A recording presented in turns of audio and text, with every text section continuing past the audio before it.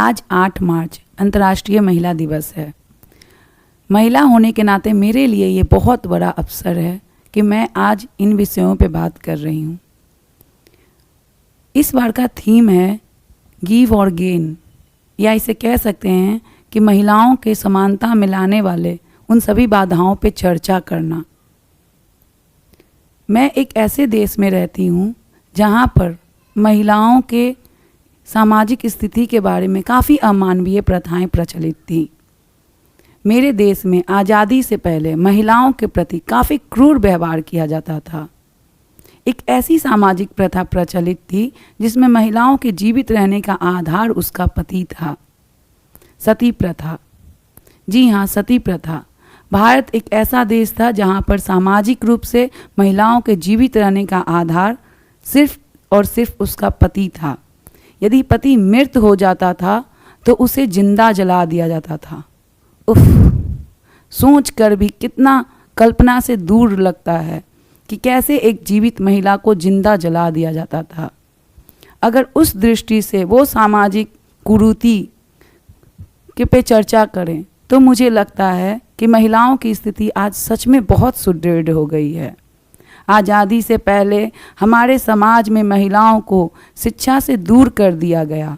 पर्दा प्रथा में रखकर महिलाओं को एक बंद कमरे में, पिंजरे में इस तरीके से रख दिया गया कि उन्हें सांस लेने के अधिकार नहीं थे।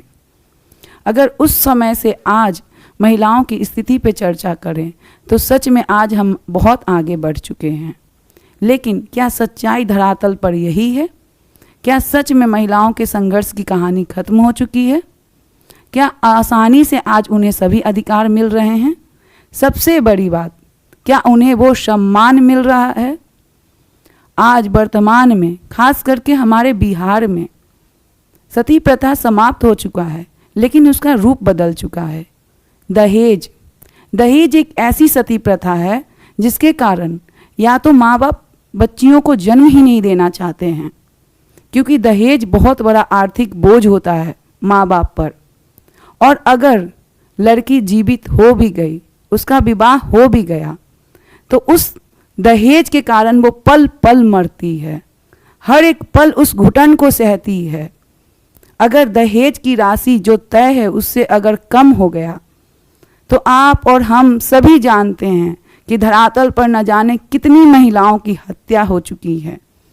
ये दहेज आज वो सती प्रथा है जो कि अभी भी व्याप्त है, अभी भी महिलाओं के सामाजिक जीवन को सम्मानपूर्वक जीने के अधिकार को छीनता है।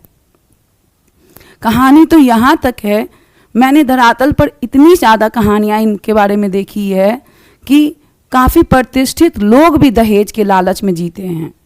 उनका सफलता यही आधार ही है कि वो बहुत ज़्यादा दहेज लें। विवाह करने के बाद भी कदम कदम पे 4 लोगों के सामने, समाज के सामने बैठाकर एक लड़की को प्रताड़ित किया जाता है कि इसका बाप दहेज में कुछ नहीं दिया। अगर आज संयुक्त राष्ट्र का ये थीम है कि समाज में समान अधिकार में आने वाली बाधाओं पर चर्चा करें, तो मेरे लिए दहेज से बड़ा कोई बाधा आज नहीं दिखता है। अगर दहेज नहीं होता तो हर माँ बाप अपनी बेटी को बहुत अच्छे से पढ़ाता, उस पर ये आर्थिक बोझ नहीं हो जाता कि वो बड़ी होगी तो उसके विवाह के लिए मुझे एक बहुत बड़ा राशि जमा करना होगा। सिर्फ पढ़ाई अगर एक लड़की के क्राइटेरिया बन जाता तो उसके विवाह में कोई अड़चनें नहीं आती। लेकिन मैंने बहुत प्रतिष्ठित लोगों को देखा है, काफ़ी प्रतिष्ठित लोगों को देखा है जो सिर्फ दहेज को ही आधार बनाए हुए हैं विवाह में। अच्छे अच्छे पद पे स्थापित व्यक्ति जब पद पे स्थापित हो जाता है तो वो दहेज का डिमांड बहुत ज़्यादा कर देता है। ये हमारे बिहार के वर्तमान 2026 की स्थिति है, जहाँ हर कदम पे महिलाओं को दहेज के लिए प्रताड़ित किया जा रहा है, मानसिक प्रताड़ना दी जा रही है। और अगर दहेज मिल भी गया है उसके बावजूद भी दहेज लोभी इतने लालची होते हैं कि हर दिन मजाक में यही कहते हैं कि इसके बाप ने मुझे कुछ नहीं दिया। मैंने बहुत अवसरों पे ऐसी बातों को सुनी है और बहुत प्रतिष्ठित व्यक्तियों के मुंह से ये सब सुना है। तो आज महिला दिवस के अवसर पर आप ही बताइए क्या महिलाओं के समान अधिकार में क्या ये दहेज बाधा नहीं है? दहेज पे बहुत सख्त कानून बन चुके हैं, लेकिन आखिर ये सामाजिक समस्या दहेज का निराकरण कैसे हो सकता है? और अगर दहेज का निराकरण नहीं होगा तो फिर हमारे समाज की महिलाएं कैसे जीवित रहेंगी? वो हर पल घुटन, वो मानसिक प्रताड़ना, क्या ये सही है? क्या विवाह जैसे सामाजिक बंधन को पैसा से तौल देना ये सही है? और अगर आप बहुत बड़ी राशि लेते हैं विवाह में, तो फिर आप कैसे समझ लेते हैं कि वो महिला आपके घर में आके सारा काम करेगी? किस आधार पर ये चल रहा है हमारा समाज? मुझे ये सब सोचकर काफ़ी व्यथा होती है कि आखिर महिलाओं के समान अधिकार में आने वाली बाधाओं में ये दहेज कब समाप्त होगा? मानसिक प्रताड़ना देना महिलाओं को कब समाप्त किया जाएगा?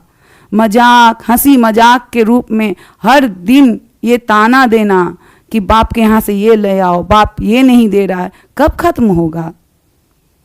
मेरे लिए ये बहुत बड़ा समस्या है। मैं ये समस्या को हर आए दिन लोगों के से देखती हूँ। मेरे पास जो भी बच्चे पढ़ते हैं, जो भी बच्चियाँ पढ़ती हैं, या फिर मैं समाज में खास करके बीपीएल के नीचे रह रहे हैं या बीपीएल के ऊपर रह रहे हैं, कोई पैमाना ही नहीं है कि बहुत हाई लेवल पे कोई व्यक्ति पहुंच गया है तो वो अब दहेज नहीं लेगा। मैं समाज के हर वर्ग के लोगों को देख रही हूँ और मुझे काफ़ी निराशा मिलती है। इनफैक्ट मैं तो यहाँ तक देख रही हूँ कि जो ज़्यादा पढ़े लिखे लोग हैं वो ज़्यादा दहेज के लोभी हो चुके हैं। अगर ये दहेज नहीं खत्म होगा तो आप बताइए, क्या गर्भ में महिलाएं की हत्या नहीं होंगी? एक समय दहेज, एक समय सती प्रथा ऐसा था जहाँ पति उसके जीवन का आधार था, और आज दहेज भी तो एक हत्या ही कराने का औजार है। क्या है? दहेज एक ऐसा आर्थिक बोझ है जिसके कारण महिलाओं की हत्या हो रही हैं। महिलाएं हर दिन उस मानसिक प्रताड़ना से गुजर रही हैं, लेकिन हमारे समाज में धरातल स्तर पे कानून की बात ना किया जाए, क्योंकि कानूनी कार्रवाई तो वही महिलाएं कर पा रही हैं जो काफ़ी सशक्त हैं। जिस महिला पे ये दबाव है कि उसको अपना घर चलाना है, बात को बंद कर दो, वो महिलाएं हर दिन घुट घुट कर इसी से मर रही है कि ठीक है जाने दो, दो लोग के बीच में बोला भी तो क्या हुआ, मेरा सम्मान गया भी तो क्या हुआ, मेरे बच्चे का भविष्य है। क्यों? क्योंकि वो प्रतिष्ठित व्यक्ति जो बीच में बोल रहा है वो पैसा कमाता है। आज अंतर्राष्ट्रीय महिला दिवस के अवसर पे मैं सारी महिलाओं को ये बोलना चाहती हूँ कि सबसे पहले आप आत्मनिर्भर बने, इसके बाद ही विवाह के बंधन में बंधने के लिए सोचें, क्योंकि विवाह एक ऐसा मकर जाल है, अगर साथी बहुत अच्छा है तो बहुत अच्छा है, तब तो कोई समस्या ही नहीं है। लेकिन अगर आपका साथी ही दहेज के लिए बहुत प्रताड़ना दे रहा है तो फिर आप उस मकर जाल से निकल नहीं पाएंगे, आपका जीवन बर्बाद हो जाएगा। महिलाओं के आत्मनिर्भर में सरकार ने बहुत सहायता की है, हर कदम पे बिहार में सहायता दिया गया, और आज हम लोग आज़ादी के 2000 इतने सालों बाद 2026 में आज हम लोग ऐसी स्थिति में हुए हैं कि आज हर महिलाएं पढ़ रही हैं, नहीं तो पहले तो स्थिति और भी भयावह थी। तो मेरे अपनी महिलाओं से अंतर्राष्ट्रीय महिला दिवस पे सबसे पहले यही निवेदन करना चाहूँगी कि आप आत्मनिर्भर बनिए। विवाह एक सामाजिक बंधन है जिसमें समरसता की आवश्यकता होती है, और जो आपसे दहेज का डिमांड करके शादी कर रहा है वो कहीं भी किसी भी आधार पर समरसता और प्रेम नहीं ला पाएगा।